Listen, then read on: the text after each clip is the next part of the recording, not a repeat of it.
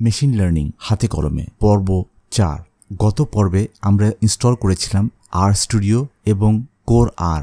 একটা জিনিস জেনে রাখা ভালো, আমাদের কাজের সময় আর যদি কোনো প্যাকেজ ইনস্টল করতে চায় আমরা সেই প্যাকেজটাকে ইনস্টল করে নেব। একটা কথা, মেশিন লার্নিংয়ে যে ডেটাসেট নিয়ে কাজ করব তাকে আমাকে চেনা ফরজ। সেই ডেটাসেটকে আমরা চিন্তা করব শয়নে স্বপনে 1 মাস। ফিরে যাই ক্যাগলের টাইটানিক ওয়েবসাইটে, ডেটাতে ক্লিক করে চলে আসি ডেটা ডিকশনারিতে। মনে আছে ট্রেন এবং টেস্ট সিএসভির কথা? ওপরের কলামেই আছে 12 বা 11টা ভ্যারিয়েবলস। এই ডেটা ডিকশনারি থেকে প্রতিটা ভ্যারিয়েবলের একটা করে ডেফিনেশন পাবো। Passenger ID, survived, P class, name, এরকম আরও অনেক ভ্যারিয়েবলস আছে ওখানে। প্রতিটা প্যাসেঞ্জারকে একটা করে আইডি দেয়া আছে, যেটা ট্রেনিং সেটে 1 থেকে 891 পর্যন্ত।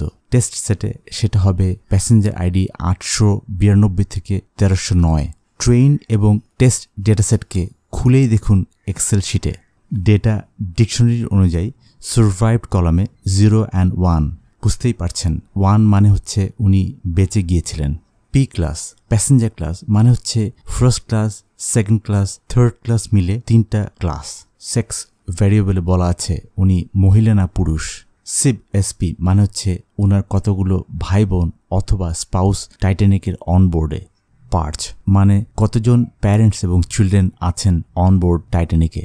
টিকেটের নাম্বার, প্যাসেঞ্জার ভাড়া এবং কেবিন নাম্বার দেওয়া আছে পরের 3টা ভ্যারিয়েবলে। এমবার্গ মানে কোন কোন পোর্ট থেকে ওনারা উঠেছিলেন সেই 3টা জায়গা দেওয়া আছে এখানে। ছবি দেখলে ভালো হয় বরং। ভ্যারিয়েবল নোটস পড়তে ভুলবেন না কিন্তু। আমাদের মেশিন লার্নিং ফিচার ইঞ্জিনিয়ারিংয়ে দরকার পড়বে অনেক বেশি। চলুন আর স্টুডিওতে। প্রথমেই দেখাতে হবে আমাদের দুটো ডেটাসেট ট্রেন এবং টেস্ট আছে কোন ডিরেক্টরিতে। ক্লিক করুন সেশনে, এরপর সেট ওয়ার্কিং ডিরেক্টরি, ওখান থেকে চুজ ডিরেক্টরি। এরপরে আপনি নেভিগেট করে যান কোথায় বা কোন ডিরেক্টরিতে আপনার ট্রেন এবং টেস্ট ডেটাসেটটা আছে। এরপর থেকে আমরা এগুলো করব কমান্ড লাইন থেকে। তবে এখন দেখানোর জন্য মেনু দিয়েও এই কাজগুলো করা সম্ভব।